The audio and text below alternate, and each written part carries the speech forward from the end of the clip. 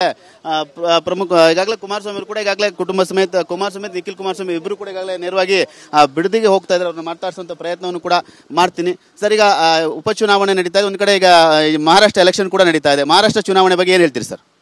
ಮಹಾರಾಷ್ಟ್ರ ಜಾರ್ಖಂಡ್ನಲ್ಲೂ ಸಹ ಗೌರವಾನ್ವಿತ ಪ್ರಧಾನಮಂತ್ರಿಗಳ ನಾಯಕತ್ವಕ್ಕೆ ಈ ಒಂದು ಚುನಾವಣೆಯಲ್ಲಿ ಅತ್ಯಂತ ಮಹತ್ವವಾದಂಥ ಮುನ್ನಡೆಯನ್ನು ಆರಂಭಿಕ ಹಂತದಲ್ಲಿ NDA ಅಭ್ಯರ್ಥಿಗಳೇನು ಕಾಪಾಡಿಕೊಂಡಿದ್ದಾರೆ.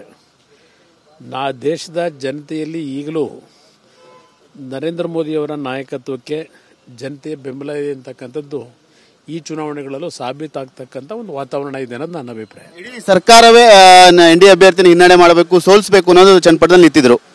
ಗೆಲುವಿನ ನಿರೀಕ್ಷೆ ಆಗಿದೆ. ಚನ್ನಪಟ್ಟಣದಲ್ಲಿ ಬಹಳ ದೊಡ್ಡ ಮಟ್ಟದ ಪ್ರತಿಷ್ಠೆಯಾಗಿ ಕಾಂಗ್ರೆಸ್ನ ಸರ್ಕಾರ ಚುನಾವಣೆಯನ್ನು ತೆಗೆದುಕೊಂಡಿದ್ರು. ನನಗೆ ಪ್ರಾರಂಭಿಕ ಒಂದು ಚುನಾವಣಾ ಪ್ರಚಾರದ ಸಂದರ್ಭದಿಂದಲೂ ಒಂದು ವಿಶ್ವಾಸ ಚನ್ನಪಟ್ಟಣ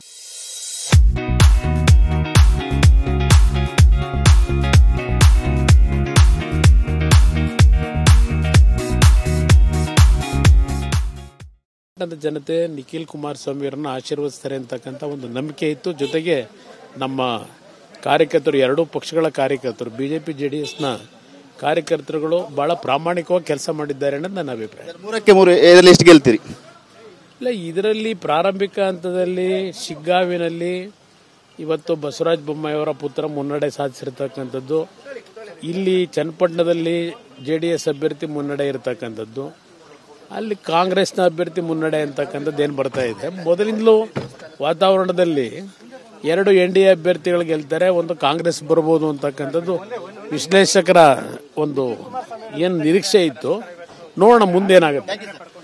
ಇದಿಷ್ಟು ಕುಮಾರಸ್ವಾಮಿ, ಕೇಂದ್ರ ಸಚಿವರಿಂದ ಕುಮಾರಸ್ವಾಮಿ ಮತ್ತೆ ನಿಖಿಲ್ ಕುಮಾರಸ್ವಾಮಿ ಅವರ ಮಾತಂದ್ರೆ 3 ಕ್ಷೇತ್ರವನ್ನ ಗೆಲ್ತೀವಿ ಅನ್ನೋ ವಿಶ್ವಾಸದ ಮಾತುಗಳು ಕೂಡ ಆಡ್ತಾ ಇದ್ದು. ಈಗಷ್ಟೇ ಕುಮಾರಸ್ವಾಮಿ ಅವರು ನಿಖಿಲ್ ಕುಮಾರಸ್ವಾಮಿ ಅವರ ಜೊತೆ ಈಗಾಗಲೇ ಟೆಂಪಲ್ ಕೂಡ ಹೋಗ್ತಾ ಇದ್ದಾರೆ. ಇನ್ನೇನು ಕೆಲವೇ ಹೊತ್ತಿನಲ್ಲಿ ಈಗಾಗಲೇ ಮತ ಎಣಿಕೆ ಕೂಡ ಆರಂಭವಾಗಿರುವಂತ ಈ ಒಂದು ನಿಟ್ಟಿನಲ್ಲಿ ಗೆಲುವಿನ ನಿರೀಕ್ಷೆ ಹೆಚ್ಚಿದೆ ಅನ್ನೋ ಮಾತುಗಳು ಕೂಡ ನಿಖಿಲ್ ಕುಮಾರಸ್ವಾಮಿ ಅವರು ಹೇಳ್ತಾರೆ. ಯಾಕಂದ್ರೆ 3 ಕ್ಷೇತ್ರವನ್ನು ಕೂಡ ಗೆಲ್ತೀವಿ, ಒಳ್ಳೆಯ ಒಂದು ವಾತಾವರಣವಿದೆ, ಪೂರಕವಾದ ವಾತಾವರಣ ಇದೆ ಅನ್ನೋ ಮಾತುಗಳು ಕೂಡ TV9 ಜೊತೆ ಕುಮಾರಸ್ವಾಮಿ ಅವರು ಮತ್ತೆ ನಿಖಿಲ್ ಕುಮಾರಸ್ವಾಮಿ ಅವರು ಹಂಚಿಕೊಂಡಿರುವಂತದ್ದು.